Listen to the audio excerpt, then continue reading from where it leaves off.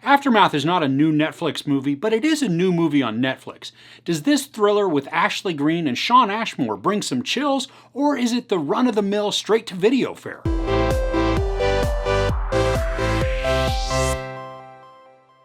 A young couple struggling to stay together are offered an amazing deal on a home that has a questionable past, and it would also be normally beyond their means. In a final attempt to start fresh as a couple, they take the deal and then begin to experience disturbances. The opening scene to this is pretty disgusting and visceral. The movie opens on the violent aftermath of a crime scene. We learn that Shawn Ashmore's character Kevin owns a crime scene cleanup company, and he and his crew are tidying up the gore in the house. Ashley Greene plays Kevin's wife Natalie, and she's a designer, and we learn pretty quickly that the couple has been going through a rough patch, but they're working on their marriage. But those tensions do exist, and at times they're very evident to us. Looking for a change of scenery as almost a reboot to their marriage, they look to move. And what I think is a semi-weird move, they purchase the home where the horrific crime took place at the beginning of the movie. So right there, we can question some of the decision-making abilities of Kevin. Now, as the couple moves in and they get comfortable, odd things begin to happen inside the home, leading to more tensions and even conflict. Now, I was really worried as the film began that it would follow one of two premises, each being fairly obvious and unoriginal. Now, I'm not going to say what those two premises could be because I don't want to spoil it, but my guess is that you can probably guess fairly quickly once you start watching. I like the actors as a couple. They feel real with ups and downs in their relationship. And their struggles are convincing, and I really appreciate how they ride the roller coaster of emotional turmoil. There's an element of gaslighting that is present throughout the story, but the question is it happening to the characters, or is it us as the audience that's being gaslit? I do like that feeling because there's the element of mystery and mistrust to what we're being shown. The film includes some wonky imagery that at times could be kind of creepy. I wish though they wouldn't have used cliche musical cues to signal an event in such an obvious way. I love it when a score will creep up on us and manipulate emotions without being overt. In this, the score is forefront in these moments, so it becomes very obvious as to what is about to happen, at least from a suspense standpoint. The music is swelling and the camera is pushing in. Must be a jumpy moment that's about to happen. Yep, it did. As an element to the story, there is relationship drama between the couple that is then exacerbated by external forces.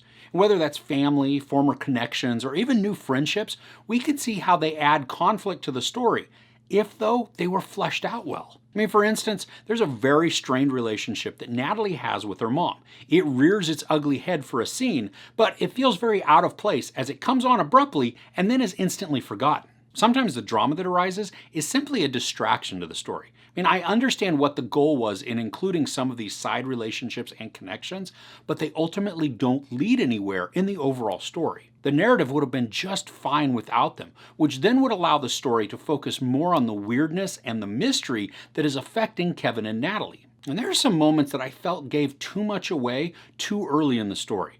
At about the halfway point, some very obvious dialogue is included that reveals actions of a character, even though it was said in a subtle way. The issue, though, is that when the reveal for this comes later on, it's not shocking because it was already expected. There are also some actions that happen that just don't make any sense because there aren't any motivations attached. But then there are also no consequences to the supposedly shocking events, which in turn just makes them useless. The thing this movie really has going for it is in the suspense. Even though I figured that the story would follow one of two premises, I couldn't be sure of which one it was going to be, so parts of the ride were entertaining. I enjoyed the atmosphere that was created by the darkness and shadows within the large house, as there are movements that could just be tricks of the light. There were a few times where I did get goose-pimply feelings, which I then appreciated. And the gaslighting aspect also works well within the context of the story. Our characters even begin to question themselves and each other, which then leads to some good doubt when it comes to the reliability of what they think they saw. Now, I do think the movie is a little long for what is accomplished,